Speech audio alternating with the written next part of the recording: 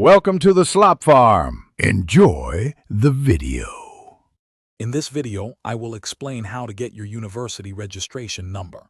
This unique identifier is crucial for every student, serving as your official link to the institution. It's not just a random set of digits. It's your key to accessing everything from course enrollment to library resources, and even your final grades. Understanding this process early on will save you a lot of time and potential frustration, ensuring a smooth start to your academic career. The only way to obtain your university registration number is through the official application and admission process. There are no shortcuts or alternative methods. You must first apply to your chosen program, ensuring all sections of the application form are completed with precision. This includes providing accurate personal details and academic history. Once your application is submitted and reviewed, the university will begin its assessment. After your application is successfully processed and you receive an offer of admission, the next critical step is to formally accept it.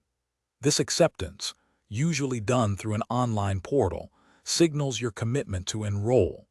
Following your acceptance, the university's administrative system will automatically generate your unique registration number.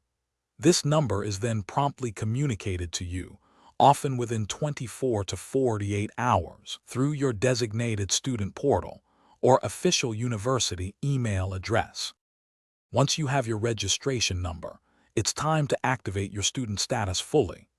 This number is your gateway to setting up your official university email and accessing the student portal. You'll use it for everything from enrolling in your first semester's courses to accessing online learning materials and utilizing the extensive library resources.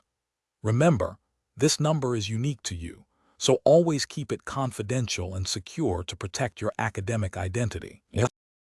Thanks for watching. Consider subscribing if we helped you today.